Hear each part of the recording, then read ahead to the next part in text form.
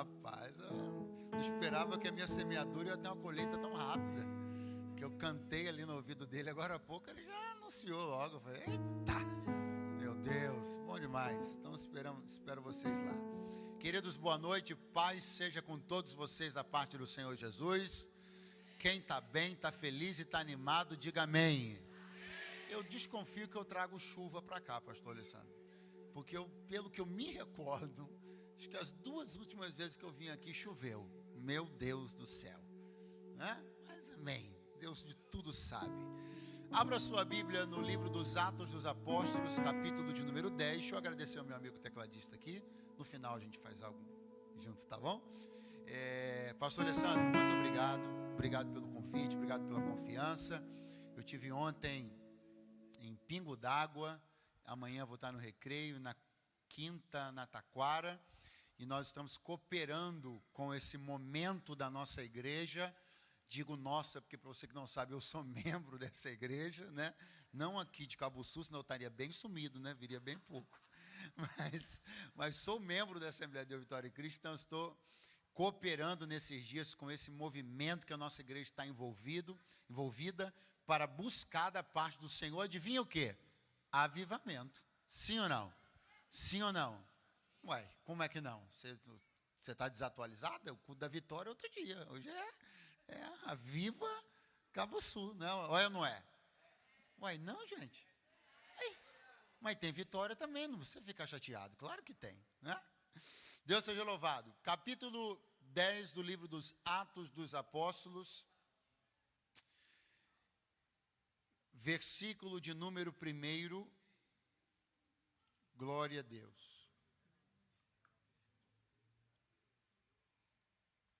Louvar a Deus aqui pela vida do Mateus. Eu tô crendo no Mateus lá, o pastor Alessandro, na vigília. Você crê?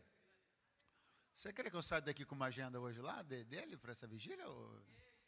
Você crê? Eu estou crendo nessa palavra.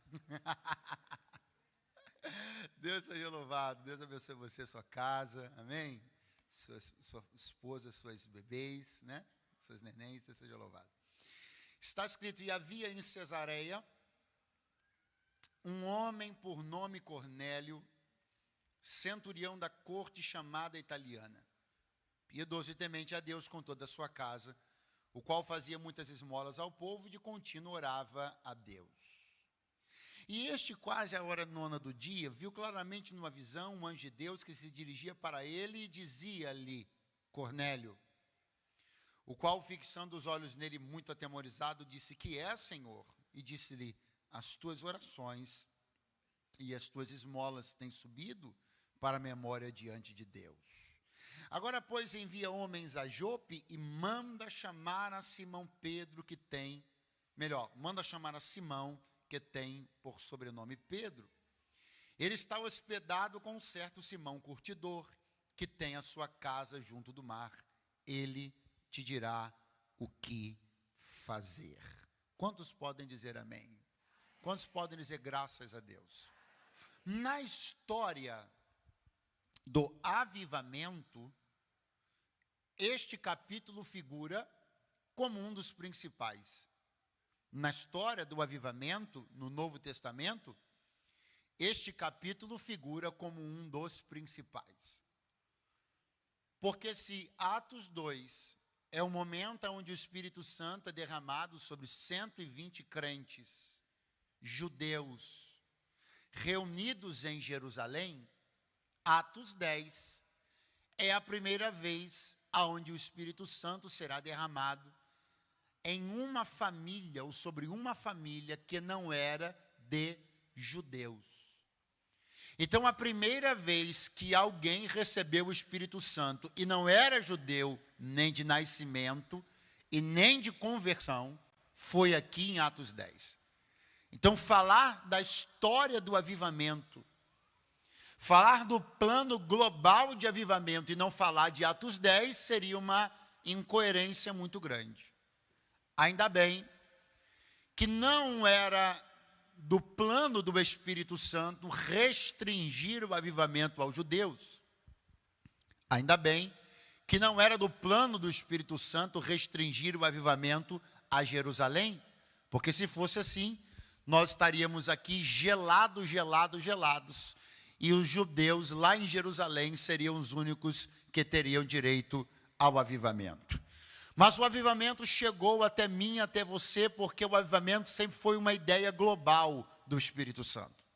Tal qual a salvação não era uma ideia restrita aos judeus, tal qual a salvação pela fé, a salvação pela graça, era uma ideia global, o avivamento também era uma ideia global.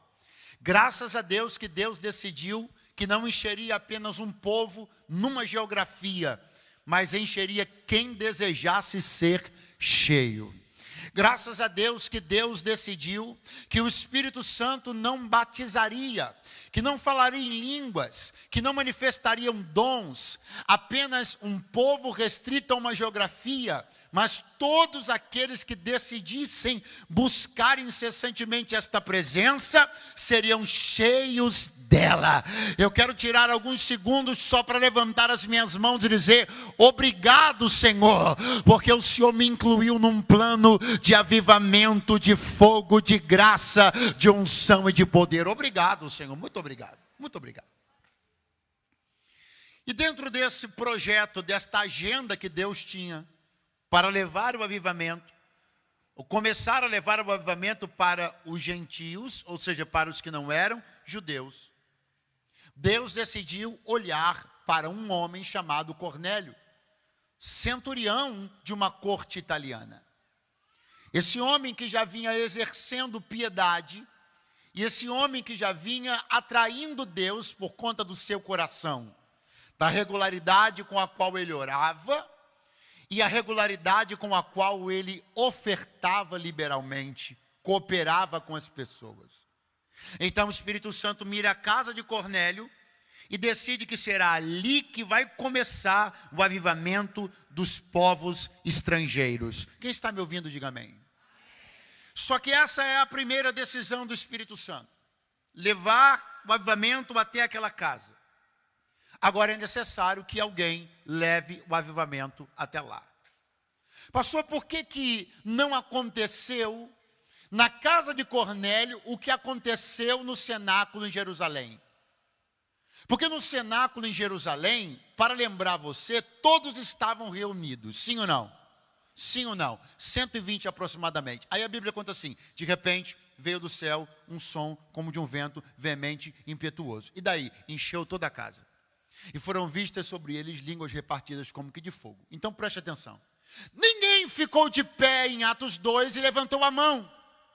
Ninguém colocou a mão na cabeça de ninguém. Ninguém orou por ninguém. Todos estavam lá numa mesma condição. E de repente diz a Bíblia que vem do céu um som como de um vento veemente, impetuoso, e enche toda a casa. Então o que eu quero dizer? Ninguém, humanamente falando, ministrou sobre ninguém. Foi tudo controlado pelo céu. O céu controlou a descida do Espírito Santo em Atos 2. E a pergunta é: por que a mesma coisa não aconteceu em Atos 10? Por que no momento de oração entre Cornélio e seus familiares, o Espírito Santo não desceu na casa de Cornélio? Por que no momento de oração com seus familiares, não soprou um som como de um vento na casa de Cornélio e encheu a casa de Cornélio? Pergunte por quê? Por causa do compromisso que Jesus tinha feito com um homem, com Pedro. Pelo compromisso que Jesus alinhou e estabeleceu com ele, de que ele seria o bispo primaz da igreja. O avivamento não poderia chegar a uma família de estrangeiros sem estar entrelaçada a vida ao ministério e à agenda de Pedro. Eu quero que você entenda e creia neste aviva adevec que nós estamos vivendo. Há decisões que Deus já tomou. Há coisas que já estão na agenda de Deus. Há decisões que os céus já tomaram. Tem gente que Deus já decidiu resgatar. Tem famílias que Deus já decidiu encher. Tem casamentos que Deus já decidiu restaurar. E o que é que está acontecendo, pastor? Por que estas coisas ainda não aconteceram? Porque Deus tem uma aliança comigo e com você, e Ele decidiu que estas coisas vão acontecer através da nossa vida. Eu queria que você segurasse a mão de alguém que está do seu lado agora, desse uma acordada nele e dissesse: Deus já decidiu algumas coisas, Ele já tem alguns planos, e agora só falta uma coisa: levantar você nesses 4 dias de Aviva, para você entender que a agenda que Ele tem passa por você. É por isso que aqui, na visão que Cornélio recebe, está escrito: manda chamar Simão por codinome ou por apelido Pedro. O anjo está dizendo para ele na visão: o que vai acontecer quando ele chegar aqui. O que vai acontecer, você está compreendendo o tamanho disso? O projeto global de avivamento vai começar a se desenrolar quando você for mandar chamar o homem de confiança que o céu tem em casa. Meu irmão, eu fico maravilhado com isso, porque muitas vezes nós não conseguimos entender o que, pastor? O privilégio que é quando Deus manda buscar você em casa. Alguém ainda não entendeu, alguém ainda não pescou, alguém ainda está pensando que a igreja é um amontoado de gente sem ter o que fazer, comandado por um pastor que talvez, por estar muito atarefado, quer colocar mais tarefa em cima de pessoas que ele pensa que são menos ocupadas do que ele. Não! Você precisa entender que toda vez que alguém bate na sua porta, que o céu bate na sua porta, que o seu pastor lhe dá uma missão, toda vez que a igreja envolve você em algo, é Deus dizendo: eu podia fazer sozinho, mas estou dando a você não trabalho, mas a honra de ser cooperador do meu reino. Aleluia. Deus não está dando-nos tarefas inúteis, nem enfadonhas. Deus está nos dando a honra de sermos cooperadores do seu reino. A instrução para Cornélio é: manda chamar Simão. E onde é que ele está? Está na casa de um curtidor de couro, que tem por nome Simão também. A casa fica perto do mar. Manda chamá-lo em casa, porque o que está para acontecer só vai acontecer quando ele chegar. Eu queria muito que você cresce, compreendesse que existem coisas na agenda de Deus que estão só esperando você sair de casa. Aonde é que ele está? Na casa de um curtidor de couro. Muito me admira observar que Pedro estava nesta casa.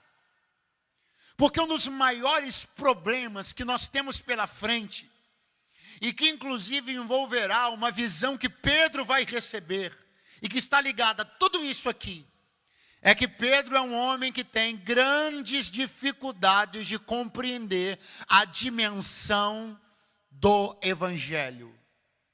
Ele, tal qual os outros discípulos, tinham grande dificuldade de entender que o que Deus tinha não era só para judeu, o que Deus tinha não era só para a Palestina, o que Deus tinha era para o mundo inteiro. Então nós temos um projeto enorme.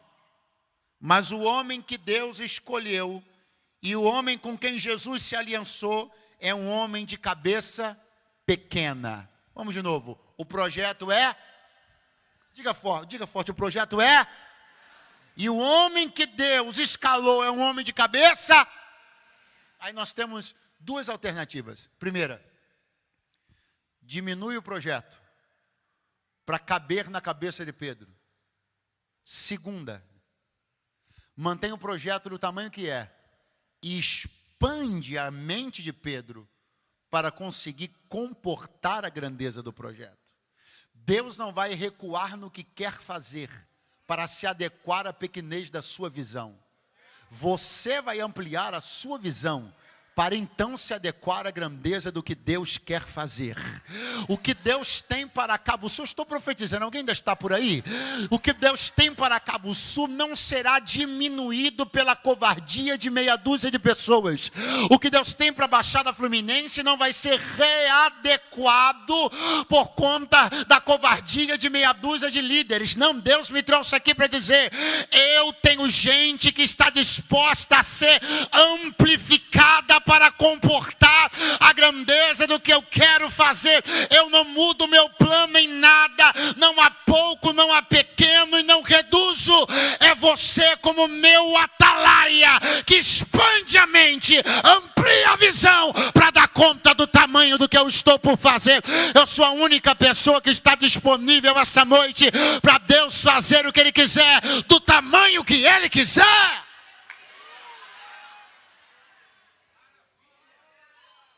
E como é que Deus faz uma coisa dessa? Como é que Deus faz com que um homem de mente pequena, um homem de crenças limitadas, um homem que tinha dificuldade para lidar com algumas coisas sobre o Evangelho, sobre amor, perdão, misericórdia, tolerância. O que Deus faz com um homem desse? Pega ele e matricula numa escola. Mas que escola é essa, pastor? O senhor acabou de falar que o anjo disse que Pedro estava numa casa. E o senhor falou um negócio de escola, sim. Mas não é casa? Também. Mas não é escola? Também. Só ele não sabia que era escola. Porque tem lugares que se Deus disser para você que é treinamento, você não vai. As escolas de Deus normalmente não tem fachada, porque senão ninguém se matriculava. Então o que Deus faz? Ele pega uma circunstância que parece comum, uma conversa comum, uma visita comum, um tempo comum, uma casa comum, e você entra pensando que você entrou para ensinar e sai descobrindo que entrou para aprender. Estou sentindo Deus aqui, vocês ainda estão por aí? Há milhares de escolas de Deus espalhadas por aí. E tem gente que está matriculado, sentado na carteirinha e nem percebeu ainda, só vai dar conta hoje. Ele vai lá dizer, rapaz, eu que eu não estava aqui na escolinha do Senhor e não sabia. Agora, é muito interessante perceber que Pedro não estava no mau momento do seu ministério não, minha gente. Porque a gente pensa que essas matrículas acontecem necessariamente em maus momentos ministeriais. Mas Pedro, pastor Alessandro, estava vivendo um top momento do seu ministério. Ele estava vivendo um momento que ele passa por um camarada chamado Enéas. Olha para ele e diz, Enéas, Jesus Cristo te dá saúde. O cara era entrevado, se levanta e começa a andar. Pedro estava num momento tão top do seu ministério que uma irmã morreu na igreja e disseram assim, faz o seguinte, não enterra a irmã não. Segura só mais um pouquinho que o irmão Pedro está aqui pertinho, vamos chamar ele. Até enterro era cancelado, até Pedro chegar para ver se enterrava ou não. Pedro está correndo, pés acelerados. Pedro está fazendo, mãos habilidosas. Eu vou de novo. Pedro está correndo, pés acelerados. Pedro está fazendo, mãos habilidosas. Mas o Espírito de Deus olhava para dentro dele e via assim, está desalinhado. Porque quem eu aceito, você não aceita. Quem eu recebo, você não recebe. Quem eu amo, você torce o nariz. Então, sua mão é boa para trabalhar, seu pé é bom para correr, mas seu coração é diferente do meu. Não, mas essa hora você não vai dar glória, eu entendo. E também não fico com problema, porque eu já passei dessa fase, aleluia. Só que Deus me trouxe aqui para dizer, não adianta correr. Não adianta fazer, eu prefiro que você até corra menos. Prefiro que você faça até menos, que eu não estou atrás de ativista. Mas prefiro olhar para dentro do seu coração e perceber que ele está alinhado com o meu. Que quem eu disser que eu recebo, você recebe. Na casa de quem eu mandar você entrar, você entra.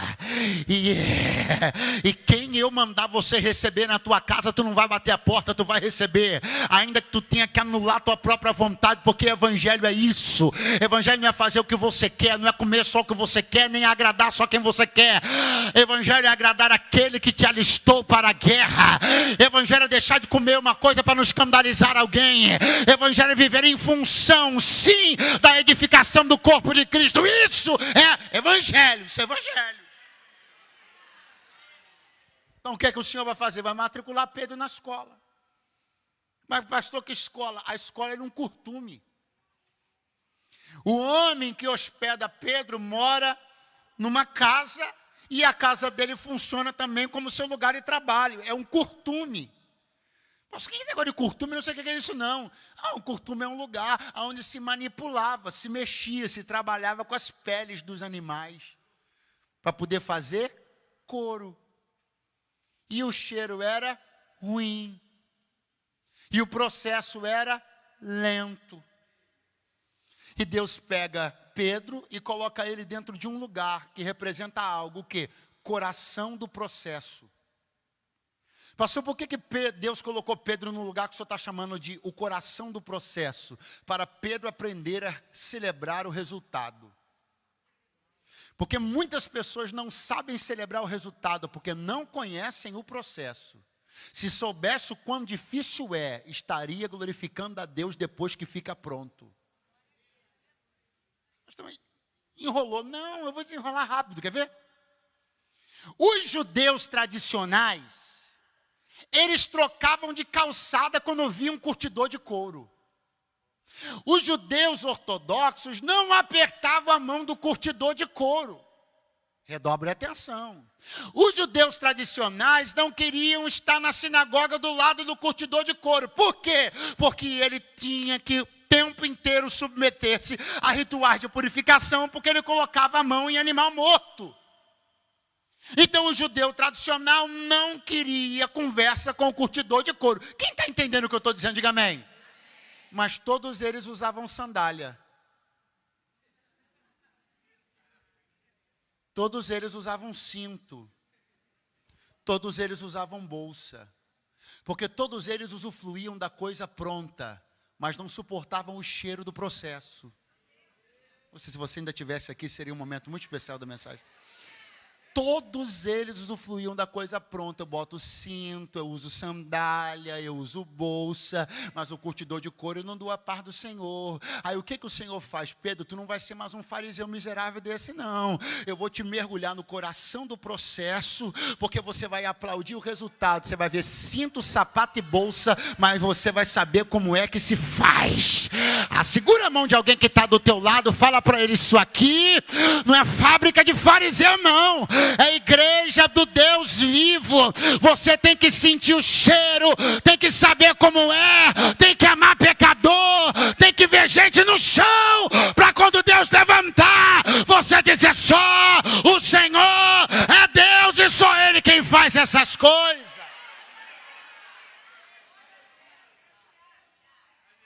Você quer ver uma mensagem que dói os ouvidos de ouvir? De um pregador que nunca entrou no curtume. Pregador que nunca entrou no curtume, ele pega o cinto, bate de um lado, joga para o outro, bota defeito na sandália, quer jogar a bolsa no lixo, porque ele está na posição de alguém que não conhece o processo. E alguém que não conhece o processo descarta o resultado com facilidade. Está torto, joga no lixo. Saiu meio esquisito, joga para lá. Esse sapato não está muito bom, joga para colar. Mas aquele que conhece o coração do processo diz assim, não, eu me lembro trabalheira que deu para isso chegar e aonde está. Não está muito bom não, mas vai ficar melhor. Não vou jogar no lixo não, eu conheço o processo. Aleluia!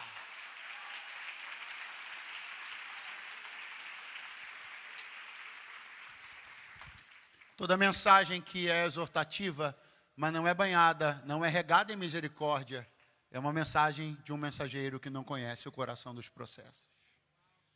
Mas o Senhor está tratando o bispo primaz da igreja, Pedro, e o bispo primaz da igreja não pode ser mais um hipócrita, não pode ser mais um fariseu, tem que ser um discípulo que conhece como a coisa é feita, para então celebrá-la pronta. Pastor, o que Pedro está vendo? Pedro está vendo aquilo que é rígido, diga comigo, rígido, muito fraco. Aquilo que é tornar-se maleável. Ele está olhando o processo do couro, sem perceber que o mesmo processo que acontece no couro, está acontecendo com ele. Ele entrou na casa do Simão, curtidor de couro rígido, não aceito. Não quero, não pode, não vou lá, eles também não vêm cá. Só que daqui a pouco o Espírito Santo está começando a mostrar, olha lá, Pedro, olha como é que essa pele está rígida. Ela rígida, Pedro, não serve para nada. Essa rigidez dela não ajuda ninguém. Essa rigidez dela não transforma coisa nenhuma. Alguém ainda está por aí? Essa rigidez dela é só aparência. Essa rigidez dela não abraça. Essa rigidez não conforta. Eu não te quero assim não, Pedro. Eu te quero maleável na minha mão para fazer com você o que eu quiser fazer.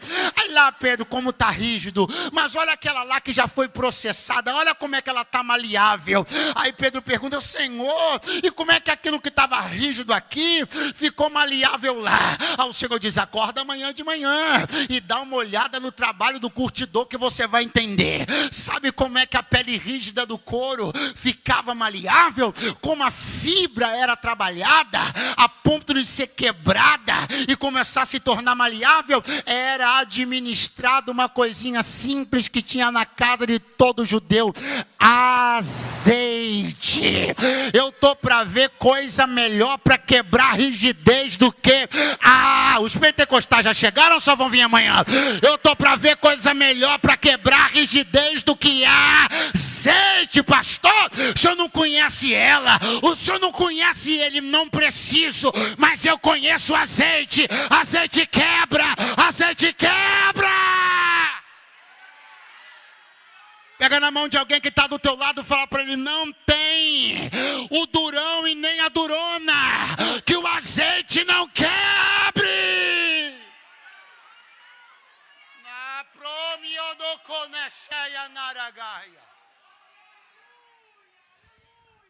Pastor, quero uma prova. Te dou duas. Olha para a esquerda e para a direita. Que a pessoa que está do teu lado era uma. Uai, você acha que Deus não te viu, não? Não aceitava ninguém, não queria conversa com ninguém. Ruim de perdoar, rancoroso. Botava todo mundo na tua lista negra. Não vai também no meu churrasco. Não vai também lá no Natal. Não vai comer rabanada às minhas custas. Então você agora como é que está? Crente, bonzinho demais, misericordioso, piedoso, está parecendo com Jesus de Nazaré. Que coisa maravilhosa. O óleo funciona, o óleo funciona, o óleo funciona. Foi só em mim que o óleo do Senhor fez alguma coisa? Ou o óleo de Deus da cabeça de alguém fez mais alguma coisa aqui? Está lá Pedro, dentro da escola, sem saber, observando processos, tendo sua rigidez quebrada, tornando-se maleável, aprendendo a conhecer o processo para celebrar e valorizar o resultado. Está lá Pedro, e enquanto ele está lá, o anjo visitou Cornélio e disse, manda chamar Simão por codinome Pedro. Ele vai vir aqui e te dará as próximas instruções. Cornélio, animado, chamou 3 servos dele e deu a dica e o endereço que o anjo passou. Vai lá na casa do curtidor de couro chamado Simão, que fica perto do mar, em Jope. Vai lá, porque o Simão, codinome Pedro, que é o profeta e o apóstolo, está lá. E o anjo disse que quando ele chegar aqui, o fogo desce. Vai lá, ô glória. Enquanto os 3 saem para caminhar, eles saem para uma caminhada de 3 dias. Quantos dias? Muito fraco. Quantos dias? Quando eles estão relativamente próximos de chegar, diz a Bíblia que acontece uma coisa. Preste atenção. Está escrito assim na Bíblia. E tendo fome, quis comer. Isso é Pedro na casa do curtidor de couro. Ficou com fome. E tendo fome, quis comer. Ok?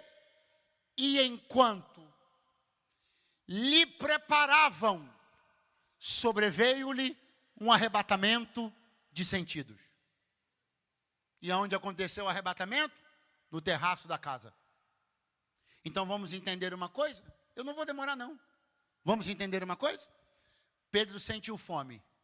A comida estava pronta, sim ou não? Não. A comida estava pronta? Como a comida não estava pronta, o que ele fez? Foi para o terraço. Quando ele foi para o terraço, o céu abre. Deus dá uma visão para ele que mudaria todo o ministério dele. E tudo isso só aconteceu por uma razão. Pergunte qual? Porque o almoço atrasou. Glória a Deus. Glória a Deus por cada coisa que não estava pronta na hora que você queria. Porque você só subiu o terraço e recebeu a visão que mudou a tua vida, porque o que você queria não estava pronto na hora que você queria. Ai, ele me trouxe aqui essa noite para dizer, não foi demônio, não foi teu chefe, não foi parente oprimido, o responsável pelo atraso de alguns processos na sua vida sou eu, porque eu te conheço. Se a mesa tivesse pronta, tu não subia para o altar da revelação. Se a porta se abrisse, tu não subia para o terraço da revelação. Então eu atrasei o que você queria para te dar o que você precisava. Oh, glória! Orama cheia. Você sabe como é que o cérebro humano trabalha? Você sabe para que sua mente lhe inclina? Recompensa imediata. Por que muitas vezes você bota o relógio para despertar? Aí você pensa, hoje eu vou sair para fazer uma caminhada. Deus está falando com alguém aqui, aleluia. Só que a caminhada que você vai fazer não vai trazer resultado para você na hora, sim ou não? Não é verdade? Mas um cadinho de soninho a mais é gostoso na hora. Então o que a sua mente faz? Ela inclina toda a sua vontade, o seu corpo para a sua recompensa mais rápida. Só que o que te causa maiores benefícios ao longo da sua vida? 3 horas ou 2 horas a mais de sono naquela manhã ou a caminhada que você tiver saído para fazer? Então qual é a tendência do seu corpo? Ele vai sempre fazer a escolha errada, pautado na recompensa mais rápida. Enquanto aquilo que é duradouro, ele vai querer abandonar, porque ele tem pressa. Só que aí vem o Senhor, conhecendo quem Pedro era, e diz assim, eu não vou perder para o almoço. Deus me trouxe para dizer, a minha visão não vai perder para aquela porta que você quer. Não existe agenda que se sobreponha à minha. Eu cancelo qualquer uma para prevalecer a minha. Cancelo almoço, cancelo jantar, cancelo namorico. Só não cancelo casamento, mas namorico eu cancelo. Cancelo namorico, cancelo almoço, cancelo jantar, cancelo lanche, cancelo viagem. Eu faço o que tiver que fazer para minha agenda prevalecer. Porque o que tua carne quer é a tua recompensa mais imediata. Mas o teu espírito, ele quer a visão que mudará a tua história. Oh meu Deus, levanta a mão mais alto que você puder. Assim te diz o Senhor. Cumpra a agenda de Deus primeiro e Ele te ajudará a cumprir a tua depois. Aleluia!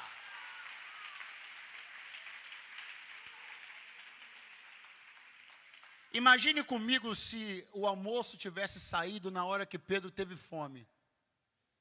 Vamos imaginar? Ok. Pedro está com fome, o almoço está pronto. Para onde ele ia? Para o almoço. E a revelação? Ia ficar lá no terraço esperando. Aí daqui a pouco, sabe o que ia acontecer? Batendo na porta. Foi o que aconteceu no texto. Pedro teria ido lá, aberto a porta, e os 3 homens teriam dito para ele, nós viemos aqui, a mando do nosso patrão Cornélio. E o Pedro, ainda com feijão ainda no bucho, com a farofa ainda no dente, e olhar para ele e dizer assim, quem? Nosso patrão Cornélio. Não conheço. Ele mandou a gente vir aqui. Para quê? Para levar o senhor na casa dele. Eu? Mas tomei nem um café ainda. Acabei de almoçar, ainda tomando um cafezinho, uma colherzinha de doce de leite. Pastor, onde o senhor quer chegar? Tudo aquilo que os mensageiros de Cornélio falaram para Pedro só teve sentido porque ele casou com a revelação que ele recebeu. Sabe por que tem gente que ainda está com cara de paisagem sem entender nada? Porque está preferindo o almoço. Quando Deus te chama para a mesa dele, você não vai. Quando alguém te chama para a mesa sua, você vai. Aí quando alguém bate na tua porta e te fala sobre uma coisa que Deus estava querendo fazer, você fica com cara de brisa. Porque você não participou da última reunião.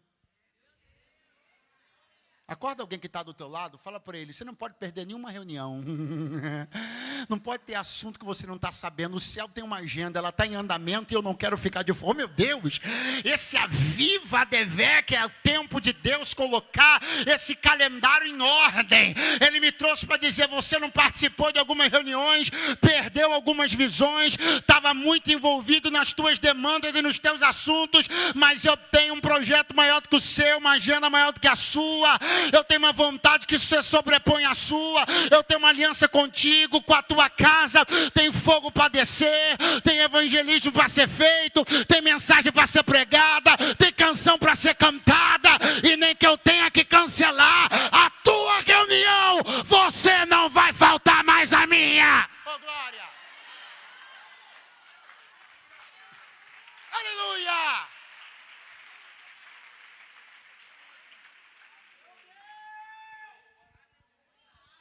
Quando o mensageiro bater na tua porta, você vai saber do que ele está falando.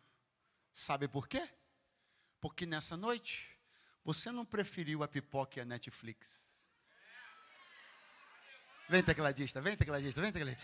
Sabe por que quando ainda essa semana, alguém ainda está comigo aqui? Diga amém, por favor. Quando ainda essa semana, Deus descortinar os planos maravilhosos que Ele tem para fazer lá no teu bairro, lá no teu trabalho, na tua família, através de você, você não vai fazer cara de paisagem, sabe por quê? Porque hoje você abriu mão do edredom e da maratona daquela série oprimida, para vir aqui no Aviva Advec receber o levanta a tua mão mais alto que você puder. Assim te diz o Senhor, eu não errei quando te escolhi. Tinha gente mais fácil de lidar do que você, mais preparada do que você, menos dura do que você, mas eu te escolhi, te tratei, estou tratando e vou te enviar, porque eu tenho um projeto para sapecar essa cidade no fogo, e ele vai passar aqui pela Advec. Levanta do teu lugar agora, porque o que Deus vai fazer nessa cidade vai passar por você. Levante a mão alguns segundos para dar glória a Deus, aleluia, vai. Vem banda, alguns segundos, vem Mateus, alguns segundos, vem me cala cheia, irima proma, não